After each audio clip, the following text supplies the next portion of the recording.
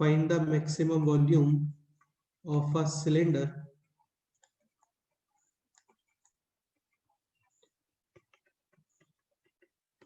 inscribed in a sphere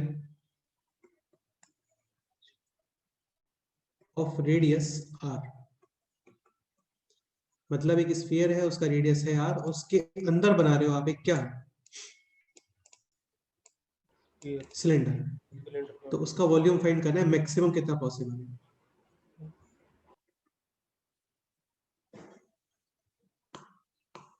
like ये हो गया एक स्फीयर, इसके अंदर बना रहे हैं हम लोग क्या, एक सिलेंडर 3D फिगर है, स्फीयर भी 3D फिगर है, और फाइंड करना है इसका मैक्सिमम वॉल्यूम। मिनिमम तो 0 हो सकता है, समझ रहे हो ना, ऐसे कुछ बना दो छोटा सा एक, तो कितना वॉल्यूम हो गया इसका 0। आपको मैक्सिमम फाइंड करना है कि मैक्सिमम कितना पॉसिबल है। आपको इसका रेडियस गिवन है कितना, बोलो। बेस्ट रहता है कि कैलकुलेशन थीटा के टर्म्स में करो जहां पे पॉसिबल है, ठीक है। जैसे सपोज करो ये एंगल है थीटा, तो ये कितना आ गया बोलो, r cos थीटा। बिल्कुल, यानी कि सिलेंडर सिलेंडर इसका रेडियस कितना आ गया है बोलो, r cos थीटा, और एक इसका हाइट, ये कितना है बोलो, r sin थीटा, तो हाइट कितना आ गया, 2r sin। 2r sin theta. ठीक है, एक मिनट रुको यार, कोई बोलना मत, एक दो से पूछ लेता हूँ मैं, ठीक रहेगा। ध्रुव तुम बताओ वॉल्यूम ऑफ सिलेंडर क्या होता है।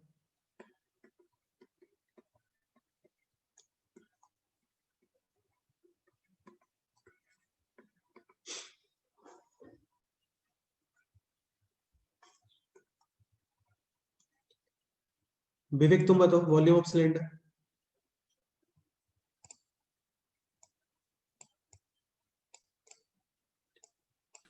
हाँ सर। वॉल्यूम ऑफ सिलेंडर क्या होता है बोलो। पाई आर स्क्वायर। ठीक से बताओ, आराम से सोच समझ के, कोई दिक्कत नहीं है। फाइनल कर दे। 2 पाई आर स्क्वायर। अरे यार सही है, पाई आर स्क्वायर एच ही होता है, ठीक है। अच्छा, कोन का वॉल्यूम क्या होता है।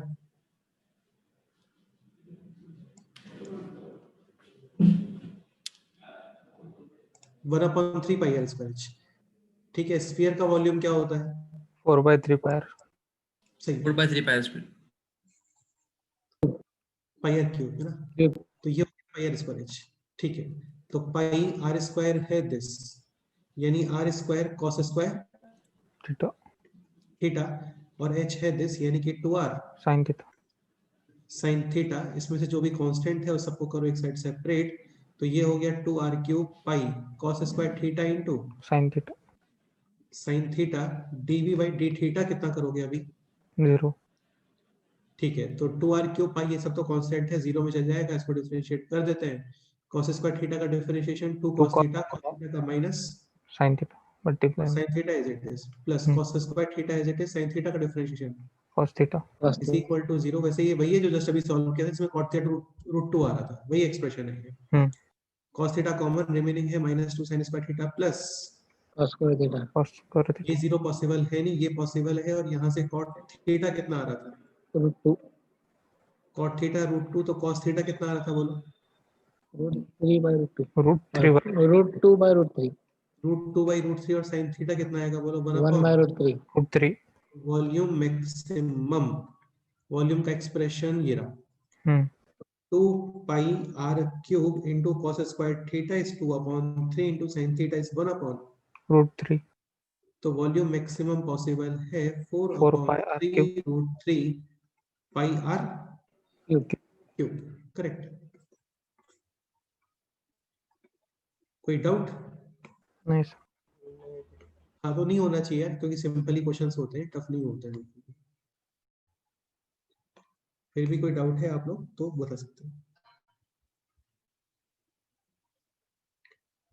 बताओ कोई डाउट है तो बोलो।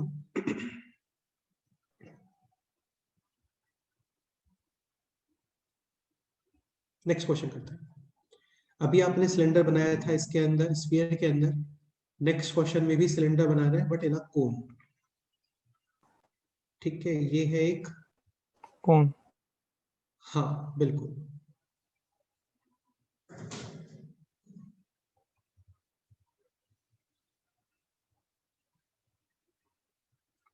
और इसमें अंदर बना रहे हैं क्या, एक सिलेंडर। बिल्कुल। इससे पहले वाले क्वेश्चन के अंदर स्फीयर के अंदर सिलेंडर था, ये कोन के अंदर सिलेंडर है। कोन के बारे में इंफॉर्मेशन ऑलरेडी गिवन है। रेडियस है इसका कैपिटल आर और हाइट है कैपिटल एच। एच। ठीक है, और जो इंस्क्राइब्ड सिलेंडर है ये ऑलरेडी गिवन है आपको। इंस्क्राइब्ड सिलेंडर, इसका ले लेते हैं आर और small h. Find out r upon h so that, या एक काम करते हैं sir, find out maximum volume of cylinder. समझ गए? क्वेश्चन ये भी बन सकता है, find out radius of sorry ratio of r and h so that volume of cylinder is maximum. Minimum तो 0 पॉसिबल है, आपको मैक्सिमम के लिए कंडीशंस डिसाइड करनी है। ठीक है, तो देखो ये जो ये गिवन है आपको कितना, कैपिटल आर, और ये पोर्शन गिवन है कैपिटल एच। ये आर है ये वाला पोर्शन, और ये portion small h. Volume of cylinder क्या होगा बोलो, pi small r square small h. कोई डाउट? नहीं सर। आपको फाइनल आंसर चाहिए in terms of capital r और कैपिटल एच। तो आर और एच, कैपिटल आर और कैपिटल एच के फॉर्म में लिखने पड़ेंगे। क्या करोगे सोचो।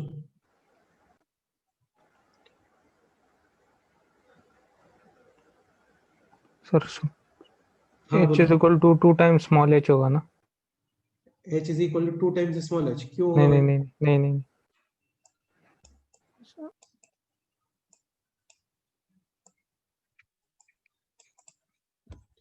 देखो बेटा, यहाँ पे रिलेशन यूज कैसे करते हैं ना, आप ये यूज कर बेटा, तुम एक चीज समझ रहे हो ना, आपको क्या डिफरेंशिएशन करना है ये तो कंफर्म है, ठीक है। लेकिन डिफरेंशिएशन के लिए वेरिएबल एक ही होना चाहिए ना। अभी कितने वेरिएबल है, स्मॉल आर भी वेरिएबल है, स्मॉल एच भी वेरिएबल है, तो दो के साथ तो डिफरेंशिएट तो एक साथ नहीं कर सकते। तो करना ये है, तुम्हें किसी भी तरीके से स्मॉल आर और स्मॉल एच में रिलेशन फाइंड करना है। अब तुम एक चीज समझने का ट्राई करो, सपोज करो आप इसको देखो, इसको ऑब्जर्व करने का ट्राई करो थोड़ा सा ना। ये कुछ ऐसे ही है ना, ये कितना है, कैपिटल आर, हाँ। और ये कितना है, कैपिटल एच। ये स्मॉल आर है, समझ रहे हो? तो ये कितना बच गया, capital r minus r small r, और ये कितना है, स्मॉल एच। Small h. क्या यूज करना चाहिए हमें, बताओ क्या यूज करना चाहिए? ये दोनों सिमेट्रिक ट्रायंगल हो गए ना। सिमेट्रिक ट्रायंगल्स के जो साइड्स होते हैं वो रेशियो में होते हैं, समझ रहे एच हो? By h is equal to हाँ, यानी h upon h r is equal minus two r r minus r upon capital r. Capital. ठीक है, आपको किसी तरीके से नाउ डिसाइड या determine relation between small r and small h so that only one variable will be the, ठीक है। अब ये तुम्हारे ऊपर डिपेंड करता है कि तुम स्मॉल आर को कैपिटल स्मॉल आर को एच के टर्म्स में एक्सप्रेस करोगे या एच को आर के टर्म्स में एक्सप्रेस एच को करोगे। सर। एच को कर दो, इजी रहेगा, क्योंकि स्मॉल आर तो मेरे को फाइंड करना पड़ेगा कुछ प्लस माइनस करके। तो small h is equal to capital h upon r into r minus. समझ गए? ये यहाँ पे रख दो, तो BC हो गया B पाई आर स्क्वायर और कैपिटल H अपॉन आर और capital r minus r h r, ये सब कांस्टेंट है ना। तो HR pi H upon r ये बाहर, और ये हो गया r square r minus r cube. अब इसको डिफरेंशिएट कर दो विद रिस्पेक्ट टू आर। बिल्कुल सही है, और इसको डिफरेंशिएट करके कितना कर दोगे, 0। 0। तो ये सब कांस्टेंट है, हट गया। आर भी कांस्टेंट है, आर स्क्वायर का डिफरेंशिएशन, और यहाँ पे differentiation 3r² is equal to अभी देखो मैक्सिमम मिनिमम होता तो आर कॉमन आता और फिर ये कुछ ऐसे बनता, समझ रहे हो? तब आप क्रिटिकल पॉइंट्स वगैरह लिखते हैं। अभी क्रिटिकल पॉइंट्स वगैरह लिखने की जरूरत बिल्कुल भी नहीं है, क्योंकि यहाँ पे जब उसको 0 करोगे दो चीजें मिलेंगी, क्या क्या, या तो r इज इक्वल टू 0 या फिर r is equal to 2r upon 3। समझ गए? नहीं मिस्टेक हो गया, are are cancel, 2r upon 3 सही है। 0 r नहीं इज इक्वल टू 0 पॉसिबल है क्या? नहीं। नहीं पॉसिबल, दिखता है अपने आप से, समझ गए? हाँ सर। तो क्या पॉसिबल है? r is equal 2r two upon 3। 2r upon 3। यहाँ से स्मॉल h और फाइंड करो कितना आता है, देखो h upon r, r minus small r यानी कि 2r upon r upon 3 r है। Minus h upon 3। हाँ h अपॉन 3 करेक्ट है। तो ये हो गया रेडियस और ये हो गया इसका हाइट। सपोज करो क्वेश्चन ये रहा होता 4 volume maximum r upon h, कितना आंसर आएगा बोलो? 2। क्वेश्चन ये रहा होता वॉल्यूम मैक्सिमम, तो वो भी आप इजीली कर सकते हो फाइंड आउट। वॉल्यूम कितना रहा था? पाई आर स्क्वायर एच, ये तो था एक्सप्रेशन। तो pi r square h, r square यानी कि 4r स्क्वायर अपॉन 9 और h यानी कि h अपॉन 3, तो 4 pi upon 27 into r square upon h। कहीं से कोई भी दिक्कत तुम्हें लग रही है तो बताओ।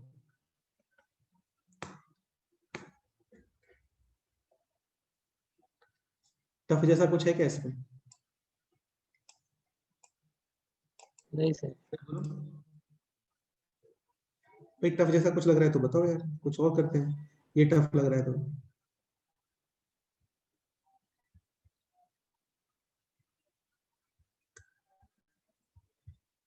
नेक्स्ट क्वेश्चन करें फिर अभी? हाँ सर। नेक्स्ट क्वेश्चन करते हैं।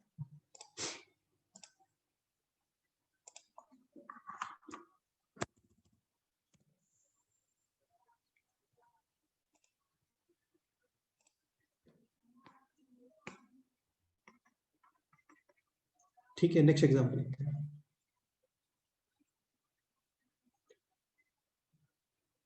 नेक्स्ट एग्जांपल ये है कि ये एक पोल है, ठीक है? क्या है ये? पोल, और इसके ऊपर ऐसे ऋषिकेश का स्टैचू है, ऋषिकेश का। ओके, इसका हाइट आपको गिवन है 4 मीटर। कितना गिवन है? 4 मीटर। 4 मीटर। और ये आपको गिवन है, इसको कितना लेना चाहिए?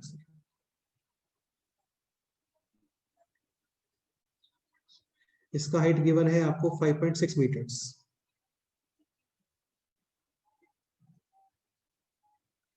ठीक है, यहां पे है व्यूअर,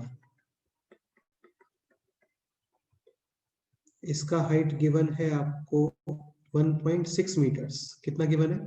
1.6। 1.6, तो काफी कम आएगा है ना 1.6।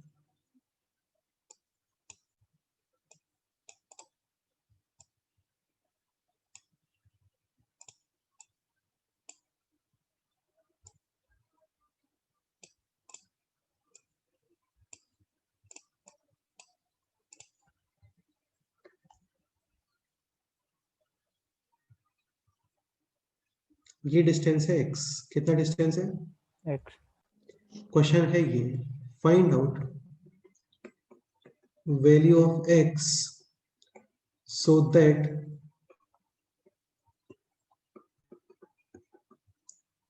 viewer can get या can have most favorable view। Most favourable view का मतलब क्या होता है, ये समझने का ट्राई करना।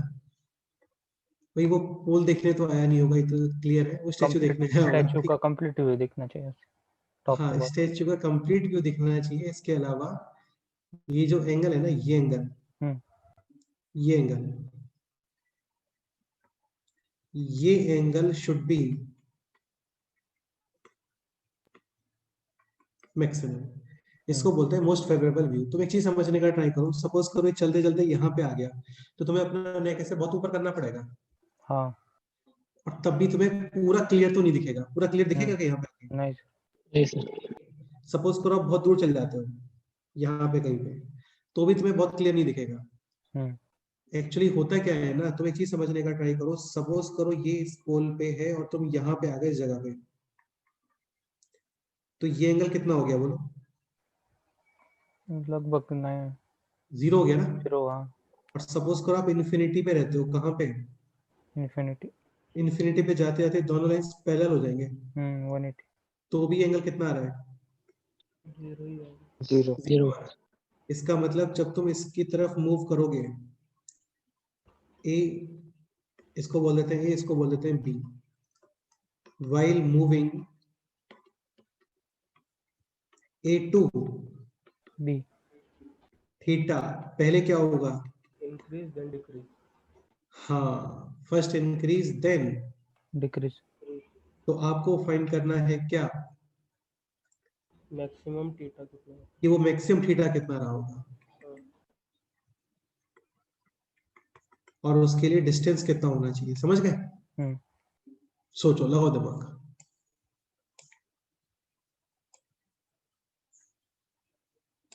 मतलब आपको थीटा का एक्सप्रेशन फाइंड करना है इन टर्म्स ऑफ एक्स। थीटा का एक्सप्रेशन फाइंड करना चाहो तो थीटा का कर सकते हो, टेन थीटा का करना चाहो तो टेन थीटा कर सकते हो। थीटा इंक्रीज होता है 0 to 90 में, तो टेन थीटा भी क्या हो जाता है? 0 to 90 में तो 10 इंक्रीज ही होता है ना। हाँ, हाँ, तो थीटा फाइंड करना चाहो तो थीटा, टेन थीटा फाइंड करना चाहो तो टेन थीटा। बताओ कितना लिखना है?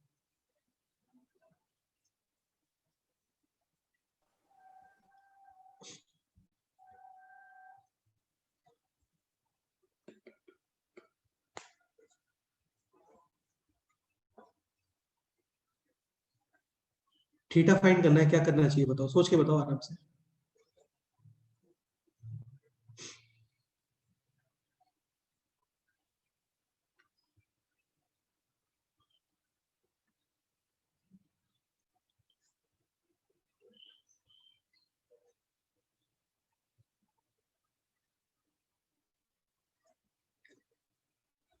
सपोज करो ये एंगल है अल्फा, टेन अल्फा कितना आ रहा है बोलो?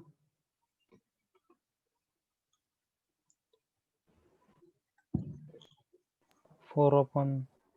बेटा आराम से बता यार, क्या रैंडम गलत गलत बताता रहता है? 9.6 हाँ, अबे पागल आदमी, ये यहाँ तक अल्फा नहीं, 5.6 ये पूरा है। उसमें से 1.6 माइनस हाँ, अब बताओ सोच के। 8.6। ये कितना रह गया फिर अभी? 4 4 अब बताओ टेन अल्फा कितना आएगा? 8/x। हाँ, टेन बीटा बताओ। ये बीटा एंगल है। 4/x। सही बात है। थीटा, टेन थीटा को क्या लिख सकते हो? Tan of alpha minus beta.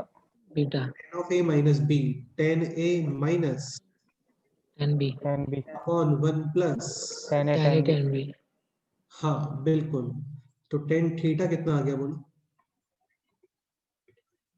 4 upon x, और एक्स स्क्वायर ऊपर, और ये हो जाएगा x square plus 32। 32 four x upon x square plus 32। 32। इसको एक सेकंड के लिए मैं बोल देता हूँ पी। समझ गए? थीटा मैक्सिमम यानी कि पी भी मैक्सिमम। समझ गए? And 4p maximum dp upon dx कितना कर दो? 0। करो, 0। एक्स फाइंड करो। डिवीजन रूल लगेगा यहाँ पे, आराम से करो, कोई दिक्कत नहीं है। वैल्यू फिक्स करो।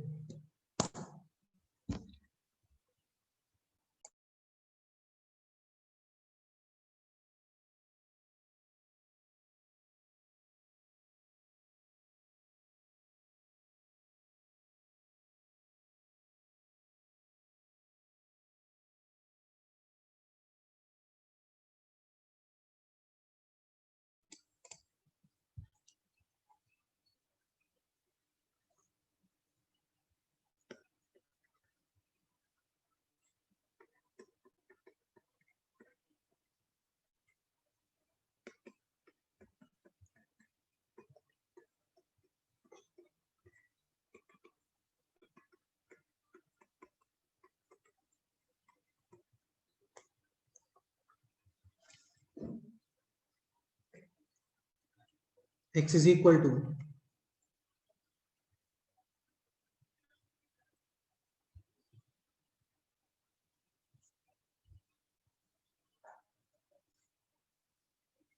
रूट 32 हाँ √32 कितना होता है बोलो? 4√2 ये इसका आंसर है। Any doubt? हो सर टेन थीटा मैक्सिमम कितना आ रहा होगा ये बोलो? 4x upon x square plus 32 यानी कि 64। ये 16 4 टाइम्स कैंसिल यानी कि 1 अपॉन। क्वेश्चन ये भी आ सकता था कि थीटा मैक्सिमम बताओ, तो थीटा मैक्सिमम कितना है? tan inverse 2√2 1 upon. 1/2√2 इसको आप चाहो तो cot इनवर्स 2√2 भी बोल सकते हो। क्या बोल सकते हो? cot inverse 2 root या फिर ये भी बोल सकते हो π/2 माइनस cot इनवर्स 1 अपॉन 2√2। समझ गए? बाकी cot इनवर्स 2√2 भी बोल सकते हैं, कोई उसमें प्रॉब्लम नहीं है।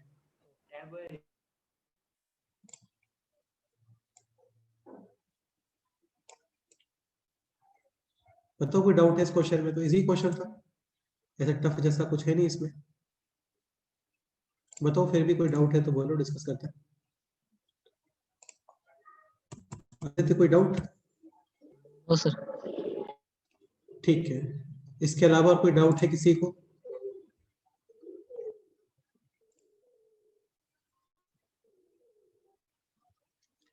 नेक्स्ट क्वेश्चन करते हैं। नेक्स्ट एग्जांपल लिखो।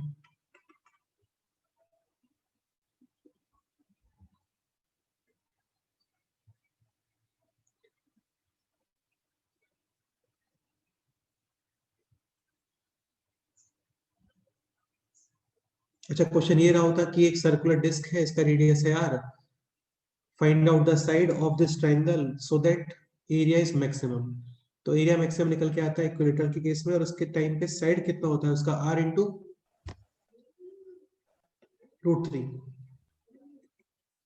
अरे मेरा वॉइस आ रहा है ना आप लोगों को? हाँ सर ठीक है, अभी क्वेश्चन डिफरेंट है। क्वेश्चन है this, this find the radius of smallest circle या smallest circular disc. Find out the radius of smallest circular disk which is sufficient large to cover all the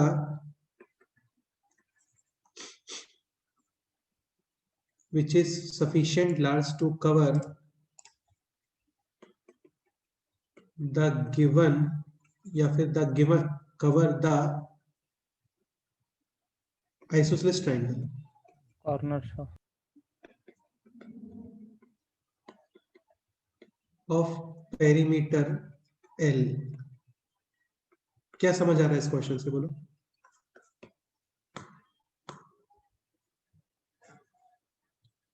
Rishikesh क्या समझ आ रहा है इस क्वेश्चन से? Smallest circle का radius निकालना है जिसमें ये आइसोस्केलेस ट्रायंगल जिसका पेरीमीटर एल है वो फिट हो जाए।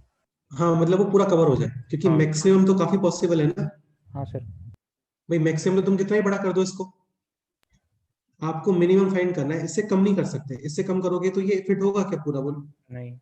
हाँ, तो आपको एग्जैक्ट पता करना है। इससे कम करोगे तो वो फिट नहीं हो पाएगा, इससे ज्यादा तो कितना ही पॉसिबल है। समझ गए? हाँ सर ठीक है, आपको इसका पेरीमीटर गिवन है। एक पॉइंट और, ये इसने इक्विलेटरल ट्रायंगल नहीं बोला है, क्या बोला है उसने? आइसोसेलेस आइसोस्केलेस सपोज करो ये है ए, ये है ए, तो ये ए के फॉर्म में कितना आएगा बताओ? ए और एल के टर्म्स में L L minus minus 2a 2a हाँ बिल्कुल सही है। ठीक है, आपको फाइंड करना है इसका स्मॉलेस्ट रेडियस। radius ठीक है, तो बेसिकली काम करो किसी भी तरीके से इसके रेडियस में, और ये जो आपको गिवन है ए ये, इन सब में रिलेशन फाइंड करो। ए या फिर L-2a, इसमें रिलेशन फाइंड करो। करो ट्राई अपने आप से, सोचो थोड़ा क्या करना चाहिए।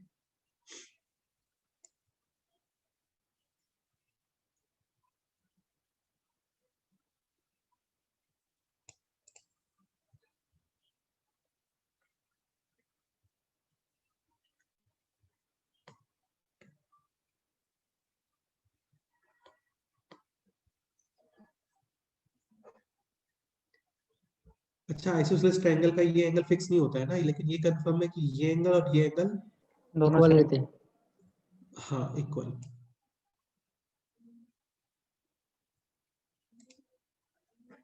करो ट्राई।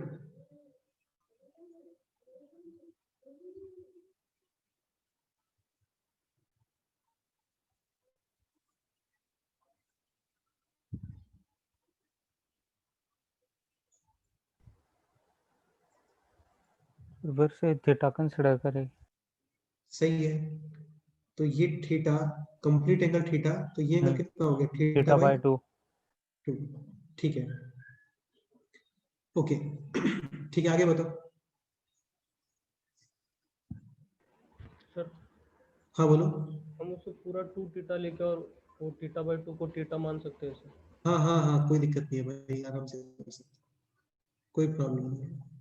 ये एंगल थीटा, ये एंगल भी थीटा, तो ये कंपोनेंट कितना हो गया, आर कॉस थीटा, यानी कि 2r cos थीटा, ये किसके इक्वल आ गया, L एल minus 2. माइनस। -2। अच्छा, एक पॉइंट और, एक पॉइंट और, एक पॉइंट और, यहाँ पे थीटा भी वेरिएबल है और स्मॉल ए भी वेरिएबल है, समझ रहे हो ना। हाँ सर। हाँ, आपको फाइनली एक ही वेरिएबल चाहिए, theta and a both are variable. Variable. आपको किसी भी तरीके से कैपिटल आर फाइंड करना है इन टर्म्स ऑफ या तो कंप्लीटली थीटा या फिर कंप्लीटली ए उसके रेस्पेक्ट में डिफरेंशिएशन इज इक्वल टू 0 करेगी। 0। हाँ, वी हैव टू डिटरमाइन, समझ गए होंगे ना क्या करना है, रिलेशन फाइंड हाँ करना सर। है। ठीक है, तो करते हैं स्टार्ट। आर कॉस थीटा का डबल किसके इक्वल है, L एल माइनस माइनस, 2 है। और रिलेशन फाइंड करो, क्योंकि अभी तो कैपिटल आर के एक्सप्रेशन में थीटा भी आ रहा है, और ए भी आ रहा है। तो किसके रेस्पेक्ट में डिफरेंशिएट करोगे, समझ रहे हो ना। हम्म, एक इक्वेशन और निकालो कहीं से भी, क्या करें बताओ।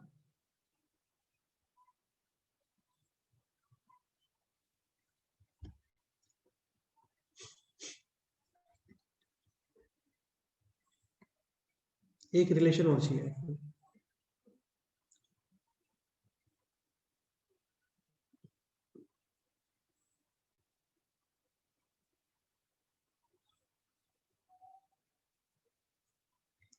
देखो, अभी आपने ये एल माइनस 2a यूज किया है, अभी ए यूज नहीं किया है, समझ रहे हो ना। सर 2r हाँ cos sir. Theta is equal to a लिख सकते हो ना, sin थीटा। एक मिनट फिर से बोलो, क्या बोल रहे हो, 2r cos theta is equal to a. 2r cos theta is equal to a, हाँ कैसे लिख सकते हो यार, r cos थीटा का डबल तो ये है ना। अच्छा, ऊपर वाला बोल रहे हो क्या, हाँ अच्छा ऊपर वाला कंपोनेंट बोल रहे हो ऐसे। हाँ 2r cos। अच्छा, ये बोल रहे हो तुम, हाँ 2r sin थीटा। एक सेकंड, एक सेकंड, ये है यार, ये एंगल है 90 डिग्री, तो ये कंपोनेंट हो गया 2r r cos थीटा, हाँ और r cos थीटा का double, double 2r cos theta. और ये a, हाँ फिर तो प्रॉब्लम हो जाएगा यार, समझ गए क्या प्रॉब्लम हो जाएगा। हाँ हमें पता नहीं वो 3a mid is equal mid to में। एल आ रहा है। तब तो l minus 2a is equal to a, यानी कि 3a is equal to l, यानी a is equal to l upon 3। इसका सर मतलब ये हो गया, क्या हो गया इसका मतलब, तो हाँ बोलो भाई, इसका मतलब ये हो गया ना कि ये दोनों एंगल सेम नहीं होंगे। हाँ वो मान लिया हमने इसे। वो एक्चुअली सेम कर लिया हम लोगों ने, सेम है नहीं, लेकिन वो इसका मतलब तो यही है, समझ रहे हो।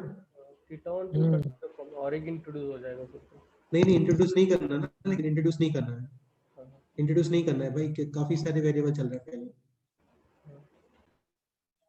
सोचो यार, फिर कुछ और सोचो, एंगल तो इसी इक्वल लेके चलते हैं थीटा, तो ये तो अभी तक सही है बिल्कुल। 2r cos theta is equal to l minus a, ये है r, ये कंपोनेंट हो गया r cos थीटा, और 2r cos थीटा, ये भी r है, हाँ ये कितना हो गया, r r sin theta. sin sin theta r plus r sin theta. Total, फिर उसका क्या करें बताओ।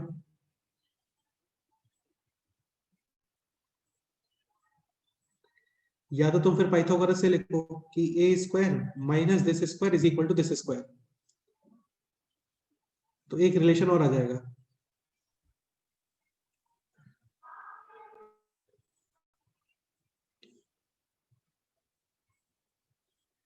अच्छा ये एंगल और ये एंगल सेम नहीं होता है ना, तो ये एंगल है थीटा, ये एंगल कितना आ गया बोलो, 90 डिग्री, ये angle 90 minus theta. Theta. Okay, इस एंगल को यूज है, इस एंगल का कोई यूज है क्या, इस एंगल का, इसको यूज करना चाहे कर सकते हैं क्या, कर सकते हो करना चाहो तो, ठीक है, सही है, सही है। बाकी एक काम करो तो दिमाग मत लगाओ, है ना, बाकी तुम ये कर सकते हो, देखो ये समझ आ गया आप लोगों को, 2r cos theta is equal to -2a। हाँ, एंड एक रिलेशन ये भी है, r plus r sine theta का whole square plus l minus 2a upon 2 का भी whole square is equal to a square. ठीक है, बड़ा अजीब सा रिलेशन है यार, लेकिन ये देखते हैं, चलो कुछ तो करते हैं दिमाग लगाने का, ट्राई करते हैं। l माइनस 2a को क्या लिख सकते हो आप, 2r cos थीटा, समझ रहे हो ना, यहाँ से r स्क्वायर बाहर और रिमेनिंग है 1 प्लस साइन थीटा का होल स्क्वायर, और ये है 2r cos थीटा अपॉन 2 यानी कि r cos थीटा का whole square is equal to a square r square sine square theta, r square cos square theta, r square, एक remaining r square और एक आएगा 2r square sine theta is equal to a square a square.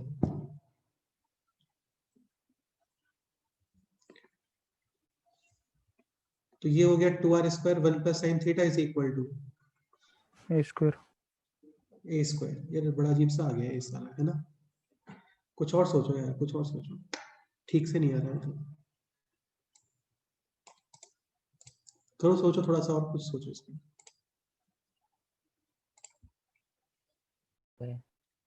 तो ये angle आ गया x is equal to 90 minus theta upon 2 और ये है r, तो इसका अभी ये वाला कंपोनेंट कितना हो गया, r cos x, समझ गए,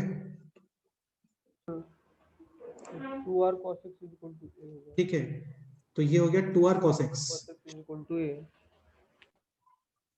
और इसका डबल, क्योंकि ये लेंथ भी 2r cos x, ये लेंथ है 2r cos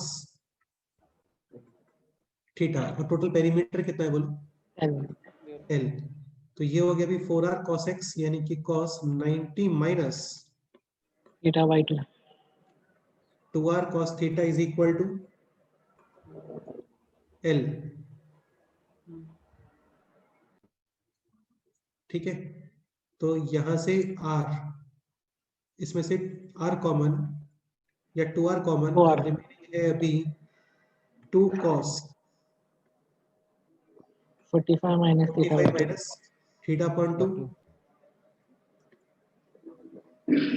plus plus cos theta is equal to l l, l, तो r is equal to l upon 1 upon 2 और यहाँ पे cos 45 minus theta by 2 plus cos theta cos theta, और ये 2 times, 2, ये expression आ रहा है आपका कैपिटल r r का। अभी यहाँ पे और कोई वेरिएबल है क्या बोलो, नहीं, ओनली वन वेरिएबल थीटा। अब एक काम करो, सब डिफरेंशिएट करो dr अपॉन d थीटा और इज इक्वल टू कितना करोगे, 0 करते हैं इसको ट्राई, डिनोमिनेटर का स्क्वायर स्क्वायर, वो सब लिखने की जरूरत नहीं, 0 में चल जाएगा ना, फिर आप डिफरेंशिएट करोगे, पहले न्यूमरेटर को 1 का डिफरेंशिएशन है 0, denominator as it is minus numerator as it is 1, differentiation of denominator तो 2, और इसका differentiation minus sin 45 minus theta by 2 हाँ, और माइनस थीटा बाय 2 का 1/2 डिफरेंशिएशन -1/2 माइनस 1 अपॉन 2, और इस cos थीटा का differentiation minus minus sin sin theta sin theta, sin theta सही है, इज इक्वल टू 0, 0, ये 2 कैंसिल, माइनस माइनस प्लस, यानी कि sine of 45 minus theta upon 2 is equal to sine theta theta theta, ठीक है। अब यहां से तुम्हें थीटा सोचना पड़ेगा कि थीटा क्या आना चाहिए। कुछ लग रहा है कि देखने पे कि जिसमें दोनों इक्वल आ जाए, एक काम ये कर सकते हैं, दोनों को इक्वल कर दो। 45 minus theta by 2 is equal to theta, theta यानी कि 3 theta by 2 is equal to 45 45, ये हो गया 90 अपॉन 3, कितना आ गया 30 40 30। तो theta is equal to 30 degree. तो theta is equal to 30 degree, x भी कितना आ जाएगा बोल, 90 माइनस 30 यानी कि 60 अपॉन 2 यानी कि 30। 30 डिग्री। तो ये तो फिर इक्विलेटरल ट्रायंगल ही बन गया, समझ रहे हो ना? Not possible. क्या प्रॉब्लम है इस पे? आइसोसेलेस बोले वो एंगल सेम हो जा रहे दोनों। हो गए एंगल। रुको, और भी पॉसिबल है वैसे ना, और भी आंसर्स पॉसिबल है। एक्चुअली होता क्या है, sin theta is equal to sin alpha, theta is equal to n pi plus minus 1 to the power n into alpha. Alpha. तुम ये भी बोल सकते हो कि हो सकता है इन दोनों एंगल्स का समेशन कितना आ रहा हो, 180 डिग्री आ रहा है, कितना 180। तो ये हो गया अभी theta plus, sorry theta by 2, ये तो बहुत बड़ा एंगल हो जाएगा, ये तो 135 इंटू 2 यानी कि 270 आ जाएगा, ये तो पॉसिबल ही नहीं है। सर सही है ना? क्या सही है? नहीं नहीं नेगेटिव में जाएगा। नहीं नेगेटिव में कहा जाएगा, 135 हो जाएगा 90 माइनस थीटा करिए तो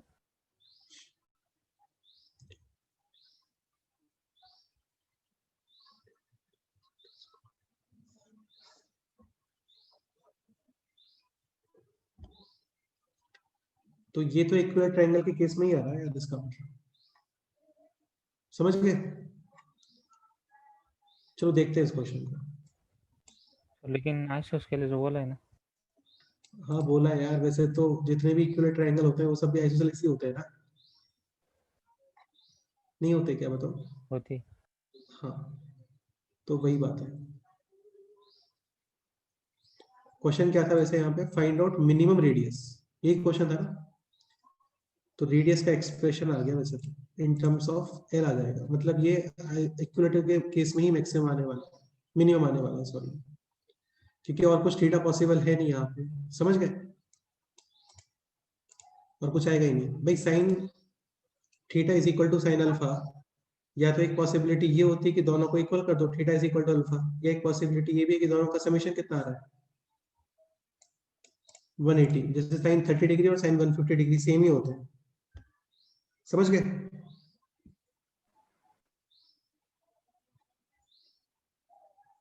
बेटा और कुछ आ नहीं रहा आंसर, तो इसका मतलब यही एक्सेप्ट करना पड़ेगा हम लोगों को। हाँ सर। फिर भी कुछ और बोलना चाहो तो बोलो।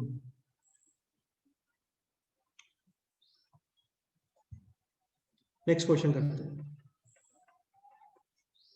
ठीक है? नेक्स्ट क्वेश्चन समझने का ट्राई करना। ये डिस्क है एक सर्कुलर, सर्कुलर डिस्क।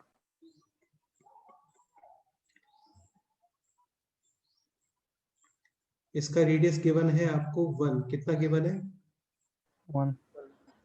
1। आप क्या कर रहे हो, इस डिस्क में से ये वाला पोर्शन रिमूव करोगे, सर्कुलर सेक्टर,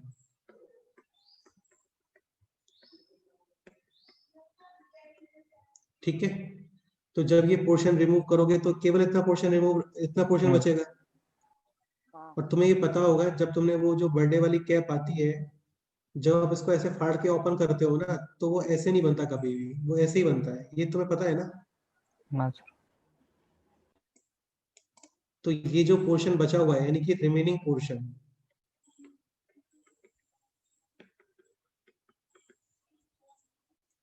रिमेनिंग पोर्शन है दिस, ये 1, ठीक है? और इससे आप बना रहे हो ये क्या, एक, अरे ये समझ में आता है ना, जब तुम इस देखो हाँ। ये जो पॉइंट है ना, ये पॉइंट, इसको ऐसे पकड़ के ऊपर करो तो वो ऐसे हो जाएगा, समझ रहे हो ना? हाँ। ठीक है, और इससे बना रहे हैं हम लोग क्या, एक कौन? कोन। अभी क्वेश्चन है दिस,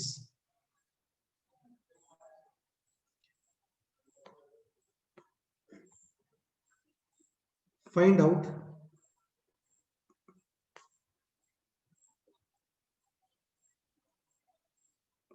एरिया ऑफ, या ये एंगल फाइंड कर लो तो भी काफी है। find out theta so that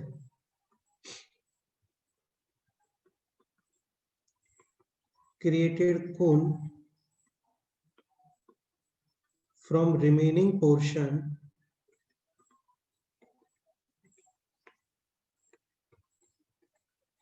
will be having maximum volume, यानी इस कोन का वॉल्यूम क्या होना चाहिए? बोलो। मैक्सिमम। मैक्सिमम, ठीक है, ये क्वेश्चन है।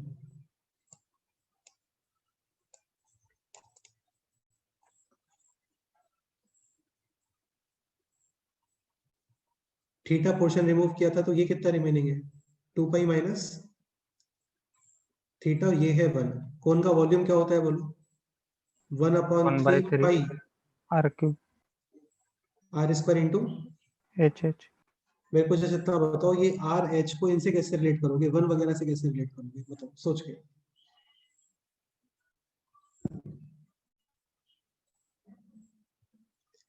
इसकी रेडियस को और हाइट को इससे कैसे रिलेट करोगे वो बताओ। रेडियस तो 1 है ना, दिया गया है। क्या बोल रहे हो? सर रेडियस तो 1 ही दिया गया है ना। बेटा रेडियस इसका 1 है, इसका रेडियस थोड़ी है 1। इसका चेंज हो जाएगा। ये इसका 1 है, इसका 1 नहीं है।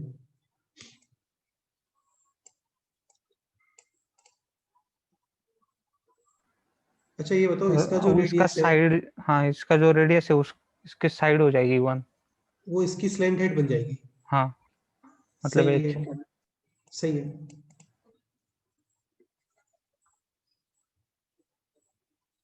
ये बनेगा।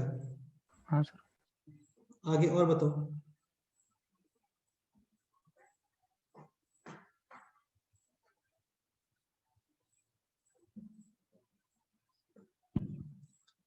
और थीटा से कैसे रिलेट करोगे वो बताओ। तुम्हें अपनी तरफ से कुछ नहीं रखना है। थीटा कैसे रिलेट करोगे वो बताओ। अच्छा ये पूरा बता सकते हो ये कितना है? ये वाला पोर्शन, ये लेंथ कितनी है? आर थीटा, हाँ यानी 2 pi minus pi theta minus theta into 1। तो यही लेंथ तो इसका ये वाला लेंथ बनेगा ना। हाँ डायमीटर सरकमफ्रेंस। और ये हो गया 2 पाई आर, और ये किसके इक्वल है? 2 पाई माइनस थीटा आर आ गया this 2 pi minus theta upon 2 pi radius आ गई इसकी ये। और एक है क्या? हाइट। हाइट को भी डायरेक्ट रिलेट कर सकते हैं तो अच्छी बात है, अदरवाइज फिर हमें r square plus h square is equal to 1 करके निकालना पड़ेगा। समझ रहे हो? ठीक है। थीटा फाइनली सब कुछ आपको थीटा के टर्म्स में एक्सप्रेस कर दोगे ना तो बहुत अच्छा रहेगा। अच्छा h square is equal to कितना आ गया? 1 माइनस आर स्क्वायर। आर आपको गिवन है दिस है ना, तो क्या करें फिर? यही यूज कर लेते हैं, काम करते हैं। एच इज इक्वल टू कितना आ गया? 1 माइनस आर स्क्वायर का अंडर रूट। तो ये हो गया v is equal to 1/3 pi r square into h, यानी कि दिस। समझ गए? कितनी वेरिएबल है यहाँ पे? एक ही dv by d r is equal to 0 1/3 pi हट गया, आर स्क्वायर का डिफरेंशिएशन 2r ये as it is plus r square as it is. इसको डिफरेंशिएट करो, पावर है 1/2 1/2 आगे 1/2 minus 1 minus r square power और 1 माइनस आर स्क्वायर का differentiation -2r is equal to 0 0 ये 2 कैंसिल r कॉमन लेके आर कॉमन तो आ ही जाएगा। एलसीएम भी ले लेते हैं। 1 माइनस आर स्क्वायर का अंडर रूट एलसीएम कैंसिल ये हो गया अभी 2r into 1 minus r square minus r cube is equal to 0 r हट गया, आर 0 नहीं हो सकता ना, तो रिमेनिंग है this 2 times 1 minus r square is equal to r square, यानी कि 2 is equal to 3r square, यानी r is equal to 2 upon √2/√3। Negative नहीं हो सकता है ना, तो ये है r और r था इसके इक्वल। समझ रहे हो? 2 pi minus theta upon 2 pi is equal to √2 upon √3 और यहाँ से फाइंड करोगे आप थीटा, तो theta is equal to 2 pi का क्रॉस मल्टीप्लाई और फिर वो इधर यानी कि 2 pi minus 2 pi root 2 upon √3 3। बड़ा अजीब सा आंसर है लेकिन ये आंसर है। Theta is equal to 2 pi common remaining है 1 माइनस √2/3।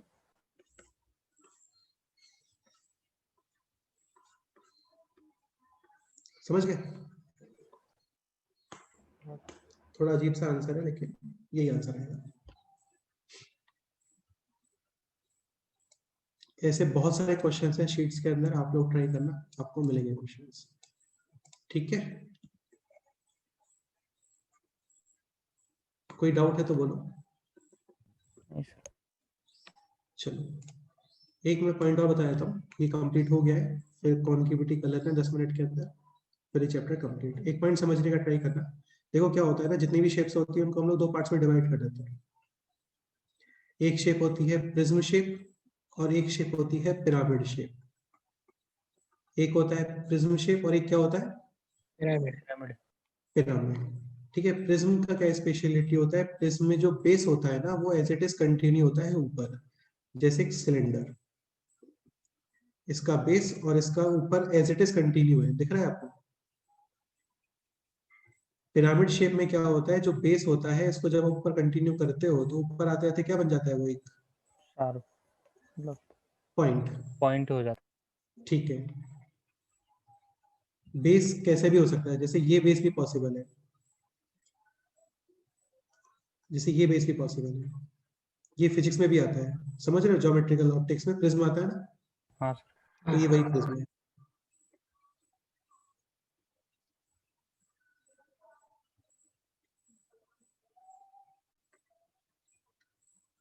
वहां पे क्या करते हैं, इसको टेढ़ा रख देते हैं, समझ रहे हो ना। ठीक है, यहाँ पे इसको आप ऊपर कंटिन्यू करोगे तो ये क्या बन जाएगा, किस तरीके से, समझ गए ना, टेट्राहेड्रल बन जाएगा। ये क्या बन जाएगा, को एक नाम दिया था सर आपने, क्या बोल रहे हो, इसको एक नाम भी है ना कुछ तो। टेट्राहेड्रल, टेट्राहेड्रल ये सब तुम्हें बताया था, 3D के अंदर बताया था, याद करो। 3D में भी अलग नाम बताए थे सर कुछ तो। टेट्राहेड्रल यार, क्या पैरेललोपिपेड बोल रहे हो क्या? हाँ पैरेललोपिपेड। अरे यार वो है अलग कुछ। होता है, पैरेललोपिपेड वो इधर आता है, वो अलग होता है। ठीक है, तो ये टेट्राहेड्रल, इन दोनों में स्पेशलिटी क्या होती है समझने का ट्राई करना। इसका जो वॉल्यूम होता है ना, वॉल्यूम वो होता है एरिया ऑफ बेस इनटू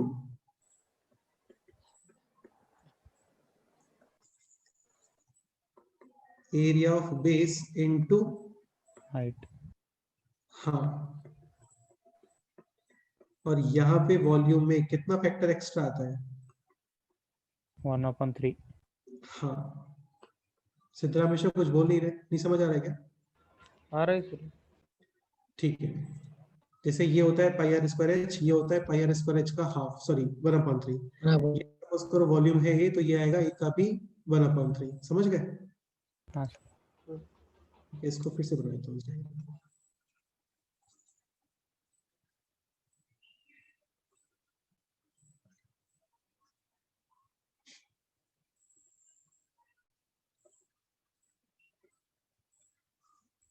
तो इसमें base as it is continue, यहाँ पे ऊपर जाकर के पॉइंट पे आता है। इसका वॉल्यूम, इसका वॉल्यूम, इसके वॉल्यूम में एक्स्ट्रा 1/3, बस इतना माइंड में रखो काफी। ओके, अभी इस चैप्टर का last point that is concavity.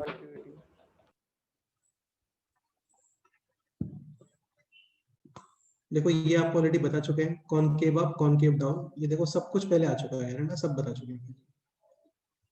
तो ये इसको बोलते हैं कॉनकेव अप, यहाँ पे F double dash x up यानी कि ज्यादा, यानी positive. F double dash x positive है तो एफ डैश एक्स इंक्रीज होता है, F of x decrease increase कुछ भी पॉसिबल है, समझ गए। F dash x increasing, F of x also, इससे ये ग्राफ है। तो ये भी क्या है, concave, F double dash x positive, f dash x 100%, increasing but f of x decreasing decreasing actually यहाँ पे जो f dash x है वो ग्राफ से देखने में पता चल रहा है हम लोगों को क्या है, पॉजिटिव ये स्लोप होता है पॉजिटिव और ये स्लोप क्या होता है नेगेटिव नेगेटिव। नेगेटिव यहाँ पे भी ग्राफ से देखने में पता चल रहा है कि ये f dash x एक्चुअल में है क्या,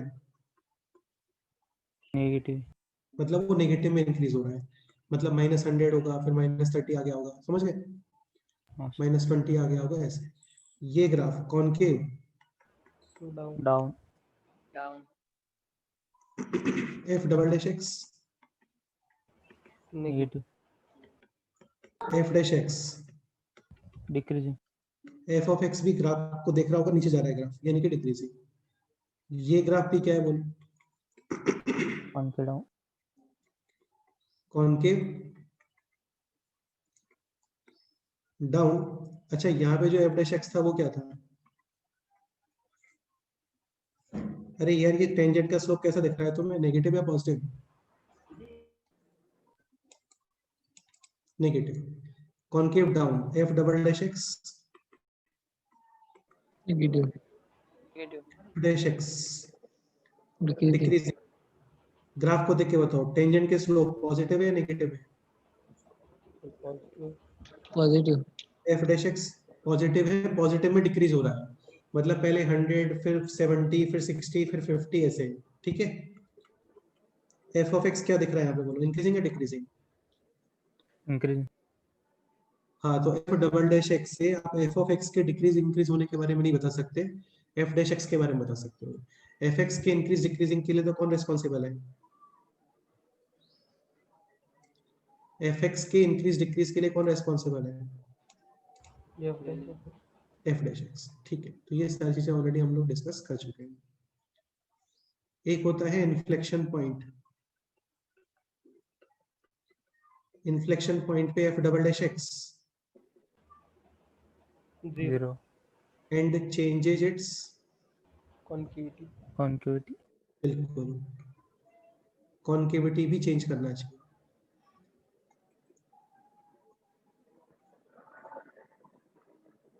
जैसे सपोज करो f डबल डैश x ये आ गया x minus 2 whole square into x minus 3, तो इन्फ्लेक्शन पॉइंट, अच्छा ये बताओ f double dash x is equal to 0, x की वैल्यू क्या क्या आएगी बोलो, 2 and 3, but inflection point is only x is equal to 3 हाँ, क्योंकि परफेक्ट स्क्वायर के साइन चेंज होते हैं क्या, नहीं होती समझ गए। तो ये सब तो क्या है हम लोग पहले से पढ़ चुके हैं चीजों को, जो काम का पॉइंट है वो समझ लेते हैं। स्टार्ट करें, ठीक है। अब जो इम्पोर्टेंट पॉइंट है वो समझने का ट्राई करो, जो मैं यहाँ पे तुम्हें बताने का ट्राई कर रहा हूँ। कोई भी ग्राफ ले लो आप, कॉनकेव अप ले लेते हैं पहले, कॉनकेव अप यानी दिस या फिर दिस, ठीक है। अरे समझ रहे हो ना भाई, ठीक है। अब एक पॉइंट समझने का ट्राई करना, जैसे यहाँ पे एक पॉइंट, ये कर्व है y इज इक्वल टू, बहुत इजी सा पॉइंट है, बस थोड़ा समझने का ट्राई करो। ये पॉइंट है a, इसको मैं बोल देता हूँ a, इसको बोलता हूँ b। पॉइंट a के कोऑर्डिनेट्स क्या हो गए, a कॉमा, पॉइंट b के कोऑर्डिनेट्स क्या हो गए, b कॉमा, समझ लो 10 मिनट में चैप्टर कंप्लीट है ना।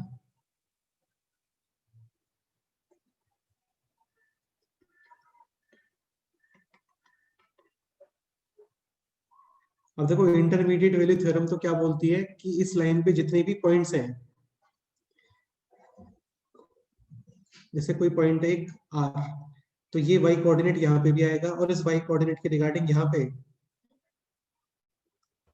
एक रूट आएगा, वो तो IVT है, इंटरमीडिएट वैल्यू थ्योरम, वो अच्छी चला के ये अलग है जो भी हम लोग पढ़ रहे हैं। तो देखो इस लाइन पे काफी सारे पॉइंट्स हैं, लेट्स से एक पॉइंट है यहाँ पे P को तुम लिख सकते हो ऐसा कुछ, m1 रेशो m2, m1 और m2 ग्रेटर देन 0, ताकि ये इंटरनल डिवीजन ही बनेगा, एक्सटर्नल नहीं बनेगा, एक्सटर्नल चलेगा तो बाहर चले जाएगा ना पॉइंट। तो P के कोऑर्डिनेट्स क्या लिख सकते हो, पहले तो मेरे को ये बता दो आराम से। M1B plus M2A upon M1 plus M2 और ऐसा ही कुछ by coordinate M1FB plus M2 FA upon M1 plus plus M2 M2। M2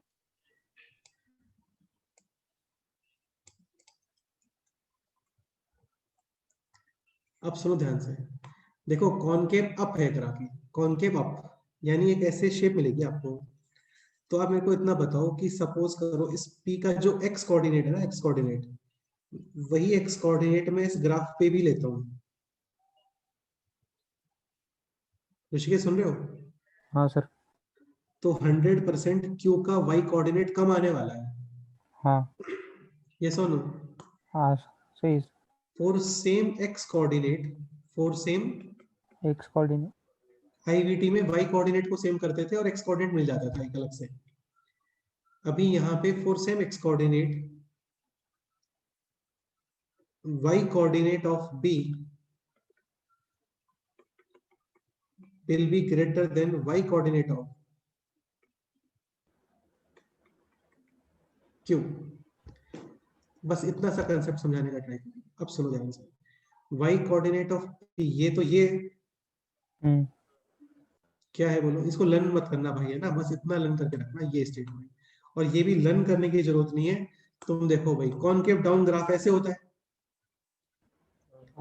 ये लाइन बन गई, सेम कोऑर्डिनेट आप लेते हो तो किस पे वैल्यू ज्यादा मिलेगा, ग्राफ पे या लाइन पे? ग्राफ पे। और कॉनकेव अप लेते हो, ये लाइन बन गई, सेम x कोऑर्डिनेट पे किस पे वैल्यू ज्यादा मिलेगी, लाइन या ग्राफ? लाइन। इतना सा कर सकते हैं। ओके, एक्सप्रेशन आता है वो दिखता नहीं है, तो वही मैं तुम्हें समझाने का ट्राई कर रहा हूँ। कौन सा एक्सप्रेशन आएगा वो तुम्हें समझ में आएगा। तो y कोऑर्डिनेट ऑफ p क्या आ रहा था, देखो M1FP plus M2F of A upon M1 plus M2 greater than y coordinate of Q। दोनों का x कोऑर्डिनेट सेम है, ये तो समझ आ रहा है। और ये कर्व है y is equal to f of x। तो y कोऑर्डिनेट ऑफ Q को तुम ये लिख सकते हो f ऑफ जो इसका x कोऑर्डिनेट था। सही बात है? हाँ सर। यानी M1B plus M2A upon M1 plus M2। नहीं है समझ में? आ गए। हाँ, so value will be more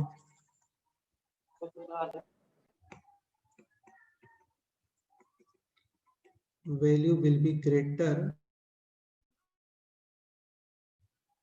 on line। समझ गए? ठीक है, तो ये है कॉनकेव फर्स्ट पॉइंट।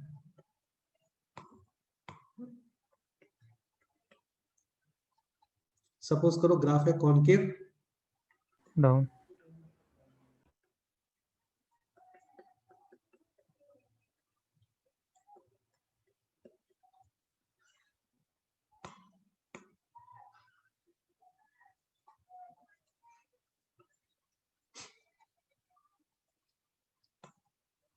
यानी कि दिस ग्राफ, तो लाइन पे वैल्यू लेस और मोर, लाइन पे value yes same x coordinate, value will be less on, ये पॉइंट है a comma f of a, ये पॉइंट है b comma f of b, same x coordinate. इसको आप बोल सकते हो m1 ratio m2, lambda ratio 1 भी बोल सकते हो, लैम्डा रेशो 1 भी यूज कर सकते हैं। समझ रहे हो ना? ये पॉइंट है q, ये पॉइंट है p, तो y coordinate of q greater than y coordinate of अरे बोलो, नहीं समझ में आ रहा है क्या? कुछ बोल नहीं रहे तुम लोग? आ रहा है। ठीक है, p का x कोऑर्डिनेट क्या होगा जैसे इतना बता दो बस, ये डायरेक्ट कोऑर्डिनेट लिख देते हैं। y कोऑर्डिनेट ऑफ p क्या आने वाला है? m1 f of p plus m2 f of on m1 plus m2 m2, और y कोऑर्डिनेट ऑफ q ये आने वाला है y is equal to f of x। x coordinate कितना आएगा बोलो? m1b plus m2 a upon m1 plus. m2 learn करने मत बैठ जाना, बस इतना माइंड में रखना कि लाइन पे कोई भी एक पॉइंट लिखते हैं तो रेशियो यूज कर सकते हैं, बाकी किस पे कोऑर्डिनेट ज्यादा आने वाला है वो तो तुम पता कर ही सकते हो। समझ गए? एक पॉइंट और बस लास्ट, और फिर इसके बाद एक क्वेश्चन, ये चैप्टर कंप्लीट। ठीक है, ये पॉइंट समझने का ट्राई करना। f of x f inverse x, inverse function है ना, और एक कॉनकेविटी, कॉनकेविटी। सपोज करो f ऑफ x है इंक्रीजिंग, क्या है? तो f इनवर्स x भी क्या आता है? इंक्रीजिंग। देखो याद है बताया था fx and f inverse x are mirror image in y is equal to. तो यदि f ऑफ x को इंक्रीज करते हो मिरर इमेज ऐसा कुछ बनेगा ना। fx इंक्रीजिंग है तो f इनवर्स x भी क्या है? कॉनकेविटी। सेम या डिफरेंट? अंडरस्टूड? और सपोज करो f ऑफ x है डिक्रीजिंग लाइक दिस, तो इसका मिरर इमेज बनता है कुछ ऐसे।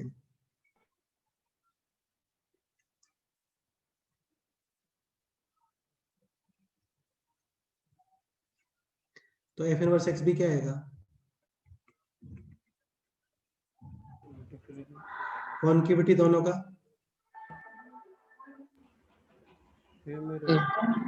इसको मैं ऐसे याद करके रखता हूँ यार, IIO DDS, IIO DDS, ठीक है, IIO DDS, like increasing increasing opposite कॉनकेविटी, decreasing decreasing. हाँ, अब इसके ऊपर क्वेश्चन बनता है, बड़ा प्यारा क्वेश्चन बनता है, इसके ऊपर समझने का ट्राई करना, बहुत इजी क्वेश्चन है। उसका ये chapter complete. y is equal to e to the power x, एक ग्राफ है, e to the power x ऐसे बनता है ना, और इसके ऊपर है 2 points,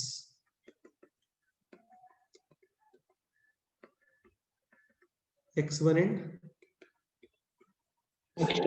x2। then which of the following statements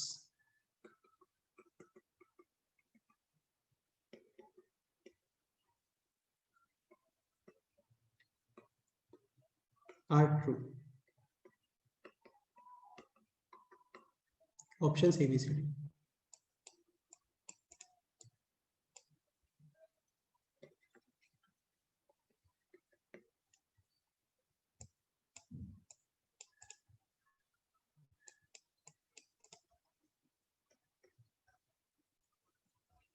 option A है ये,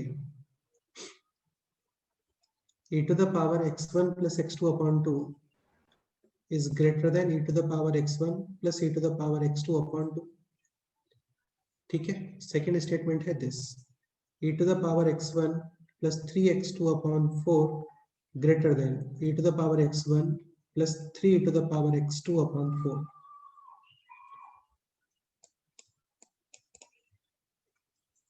Point C, f inverse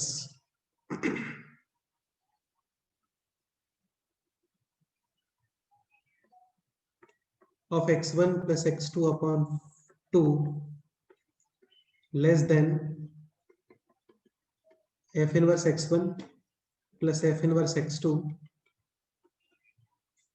upon 2। और लास्ट स्टेटमेंट है this, f inverse x1 plus 3x2 upon 4 less than f inverse x1 plus 3 times f inverse x2 upon 4। अब देखो ये आपको relate करना आना चाहिए, बस ये मेरा पर्पस है आपको समझाना। स्टार्ट करें इसको एक्सप्लेन करना। तो ये है e to the power x1 plus x2 upon 2, यहाँ पे है e to the power x1 plus e to the power x2 upon 2। पहले तो ये समझ में आना चाहिए y is equal to e to the power x graph strictly और कॉनकेव अप। कॉनकेव अप यानी कि सेम एक्स पे किस पे वैल्यू ज्यादा आएगा, लाइन या फिर कर्व? लाइन लाइन भी सारे गलत हो जाएंगे अगर रुको एक मिनट के लिए।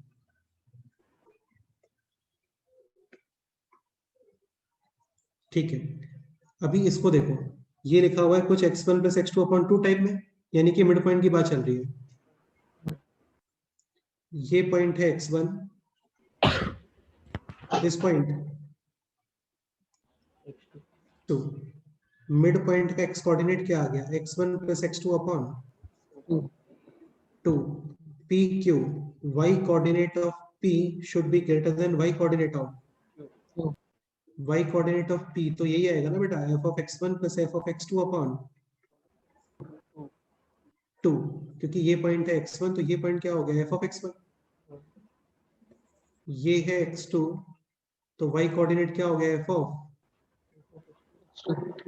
मिड पॉइंट के कोऑर्डिनेट क्या आ गए, x कोऑर्डिनेट तो आ गया x1 plus x2 upon 2, y coordinate क्या आ गया, y1 प्लस y2 अपॉन 2, यानी f of x1 plus f of x2 upon 2। ये समझ आ रहा है आप लोगों को? ठीक है, तो ये हो गया y coordinate of p, y coordinate of q क्या आएगा बताओ?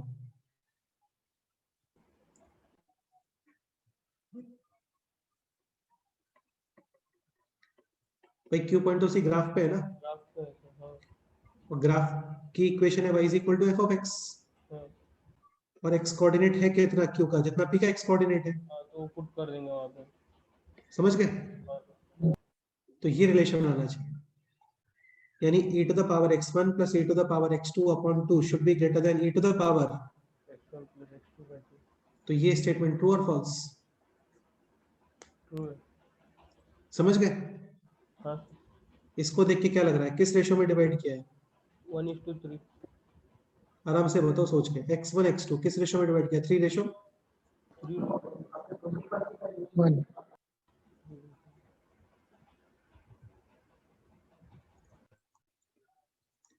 3 रेशो 1, तो 3x2 प्लस 1x1 अपॉन 4, समझ गए? अगेन वैल्यू किस पे ज्यादा आने वाली, लाइन पे,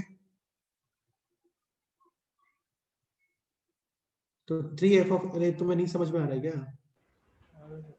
वैल्यू ज्यादा लाइन पे आएगा। हाँ, तो लाइन पे वैल्यू ज्यादा है, यानी कि सही है। अब ये देखो f of x strictly increasing, f of x strictly, increasing तो f इनवर्स x भी क्या होगा, स्ट्रिक्टली increasing विद अपोजिट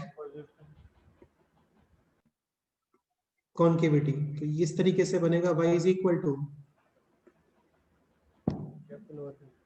यहाँ पे किस पे वैल्यू कम मिलने वाला है आपको, लाइन की वैल्यू कम मिलेगी। ये है x1, ये है x2, आराम समझो कोई जल्दी नहीं है, ये हो गया 3 रेशो 1, x कोऑर्डिनेट क्या आएगा बताओ,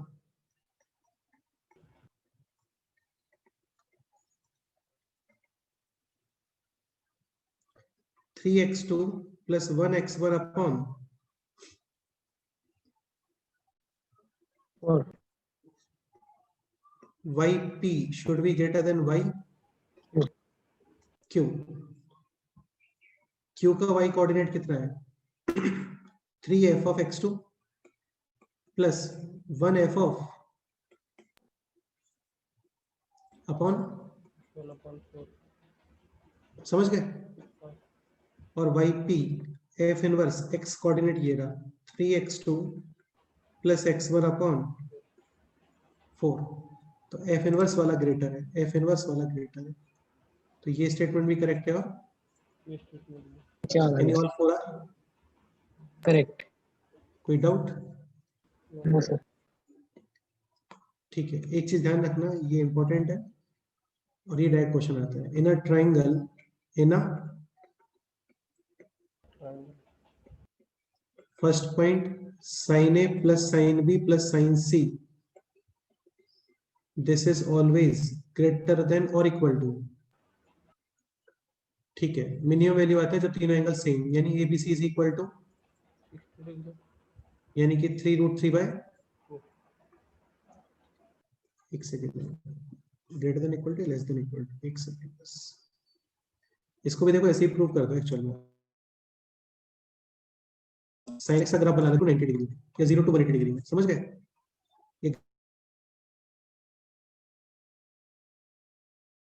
sir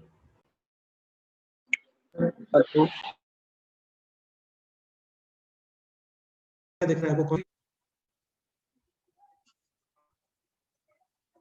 C x coordinate a, x coordinate I think net चला गया, मुझे लगता है चला गया क्या नेट? हाँ सर। अभी वॉइस क्लियर है क्या? हाँ सर आ रहा है। बीच में कट क्या रहा है? बेटा तुम बोलते नहीं हो कि कब कट रहा है, मैं रुक जाऊंगा, कोई प्रॉब्लम नहीं है। एक्स कोऑर्डिनेट है तो वाई कोऑर्डिनेट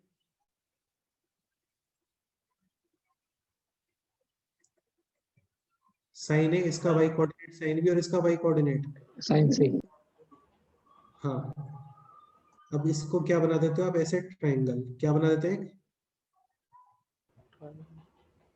ट्राइंगल। अभी ट्राइंगल है तो a प्लस बी प्लस सी मेरे को पता होता है। a प्लस बी प्लस सी कितना होता है बोलो? 180। अब a प्लस बी प्लस सी को तुम रिलेट कर सकते हो इसके सेंट्रोइड से। सेंट्रोइड के कोऑर्डिनेट होते हैं a plus B plus C upon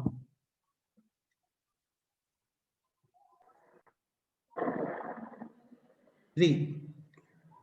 तो सेंट्रोइड के कोऑर्डिनेट क्या हो गए? x1 plus x2 plus x3 upon 3 comma y1 plus y2 plus y3 upon 3। ये समझ आया? ठीक है। अब मेरे को जस्ट इतना बताओ कि सेम x कोऑर्डिनेट के लिए सेम x कोऑर्डिनेट पर y कोऑर्डिनेट सेंट्रोइड का ज्यादा है या फिर इस ग्राफ पे ज्यादा है? ग्राफ का ज्यादा है। और ये सपोज करो कॉनकेव डाउन रहा होता है तो फिर किसका y कोऑर्डिनेट ज्यादा होता है? सेंट्रॉइड का। हाँ, यानी कि Y P should be greater than y G. for same X coordinate. हाँ ठीक है। तो वाई पी कितना आएगा? ये ग्राफ है क्या? y is equal to X. यानी कि साइन x कोऑर्डिनेट g कितना है बोलो? a plus b a plus plus B plus c 3। Greater than y g. Centroid का y कोऑर्डिनेट कितना है? Sine a Sin. Plus sine b plus sine c upon 3। ये बन गया साइन 60 डिग्री, समझ गए? तो sine a plus sine b plus sine c less than कितना आ गया? 60 यानी कि √3/2 3√3/2। 2। लेकिन इक्वलिटी भी हम लोग लगा लेते हैं क्योंकि 60 60 60 पे तीनों सेम आ जाएंगे। तो इसका मतलब यहाँ पे ग्रेटर देन इक्वल टू नहीं आना चाहिए, क्या आना चाहिए? Less than equal to. Greater than equal to तो आ भी नहीं सकता यार, क्योंकि ग्रेटर देन इक्वल टू आ गया तो इन्फिनिटी तक चल जाएगा ना वो। जबकि साइन का समेशन कभी इन्फिनिटी जाता है क्या? नहीं। हाँ, तो एक चीज तो ये ध्यान रखना कि ये मैक्सिमम कितना होता है? 3√3/2। और एक ये point tan a plus tan b plus tan c this always greater than और इक्वल टू 3√3। अगेन 60 60 60 पे। तो इसकी मिनिमम वैल्यू कितनी हो गई? 3√3। और इसकी मैक्सिमम वैल्यू कितनी हो गई? 3√3/2। सिग्मा साइन ए मैक्सिमम 3√3/2 3/2। और सिग्मा tan ए मिनिमम कितना होता है? 3√3। समझ गए? ये मैक्सिमम इन्फिनिटी तक भी जा सकते हैं। साइन लोग इन्फिनिटी तक नहीं जाते कभी। कोई डाउट? ठीक है, तो ये चैप्टर हो गया है कंप्लीट। आप शीट वगैरह पूरा सॉल्व करके रखो, नेक्स्ट टाइम पे डिस्कस करते हैं। और टेस्ट के बाद में फिर न्यू चैप्टर स्टार्ट करते हैं। टेस्ट के बाद में तो क्यों करेंगे, क्योंकि अभी काफी टाइम है, कल के लेक्चर में स्टार्ट कर सकते हैं। और अभी नेक्स्ट जो पोर्शन आने वाला है वो है इंटीग्रल कैलकुलस। कैलकुलस।